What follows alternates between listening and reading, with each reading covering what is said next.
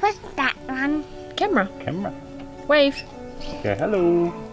Oh, Saxon's just a little trooper. Like, most of the time, you wouldn't know he was a sick kid.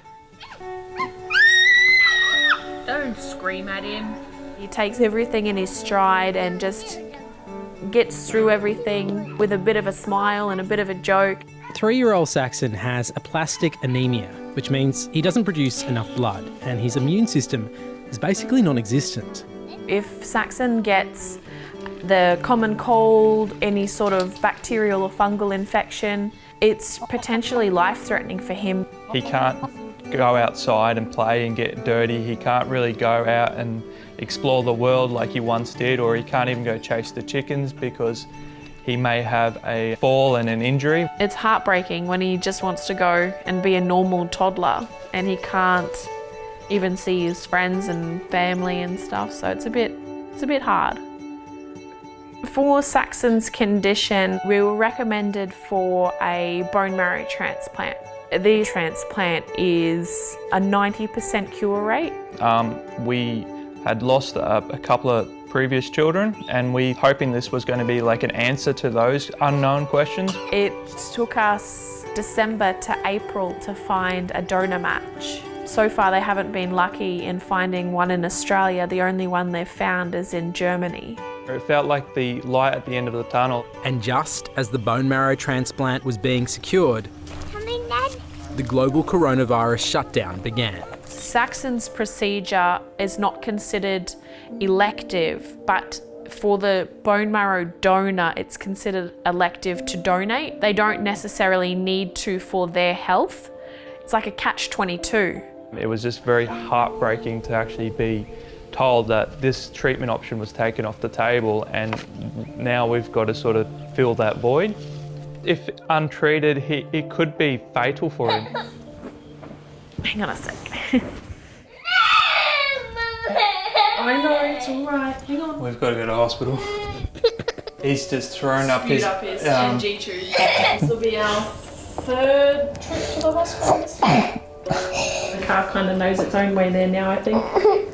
Hey mate, we have to go in the car now. Come on, we can bring the trucks in the car. Come on, let's go. I won't give you doggy because I think it's got spew on it.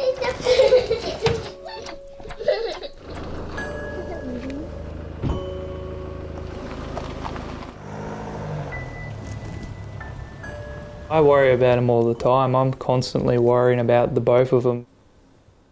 On March 26, Australian governments banned elective surgeries. Overnight, anything from a hip replacement to heart surgery was indefinitely postponed. 50,000 procedures were thrown out of public hospitals. A month later, operating theatres are opening again, but only for a quarter of surgeries. No one knows how long it will take to get through the backlog, which means more than 500,000 Australians are now in limbo. This is my 3 grandsons. When was the last time you saw them, Kay? Would it be about a month and a half ago? Yeah, been a while. If I do Zoom or FaceTime, it's sad. I miss them. So I'd rather not do it because I'll end up crying in front of them and I don't want to upset them. The screen in Kay Powell's hand is now her only tenuous connection to her family. But the cataracts in her eyes could soon take even that away. Each morning I wake up and it's worse, it's not any better. You're a blur. I know you're sitting there, I can't see your face and I can't see your features, so. Kay's cataracts are so severe that she was due to go into surgery just weeks after they were diagnosed. I got a call from the hospital confirming that it was going to be the next Wednesday, and then in the afternoon I got a call again and they said that the surgeon had cancelled. It's just bang, it's gone. You have to go back to the starting blocks. It's so hard now that I just can't do anything. I'm stuck. And I hate it. I would hate not to be able to hear or see. They're my 2 worst fears. But don't make me cry. God, Hospital resources are not a magic pudding. There are limits to the number of beds. There are only a certain amount of surgeons and doctors. There are only a certain amount of ventilators. And if we were going to have a big surge in COVID cases, we needed to do something about that. If it's deemed that his temperature is high, he could be classed as a COVID patient, which means that he'll be put into isolation. I'm just not sure when Saxon and Sarah is going to be back.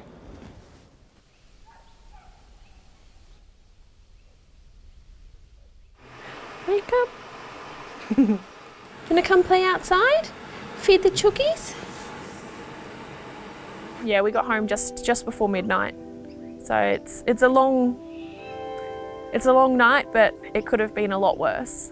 I think the government did the right thing with the shutdowns, but I think they probably should have taken a little bit more consideration when it came to shutting down elective surgeries and what is considered elective, because there's surgeries that really affect people's lives. I really sympathise there that your condition can worsen and complications can come in for as long as surgery is delayed. But I think as a community, we've got to bring it back to the trade-offs and the social contract we've all had to enter into. It's our biggest public health challenge for over 100 years. I think I cope a lot better than Dave does, but it's frustrating. It's challenging at times, with Saxon being We'll do painting. You do painting? Okay, go get it. It just makes it, challenging, I suppose, and it's more the unknown and not knowing when he'll be back to normal, sort of. So it's just, it's difficult. You do it. Hey, if you enjoyed that, make sure you subscribe to The Feed's YouTube channel. And you can watch these videos here. See you next time.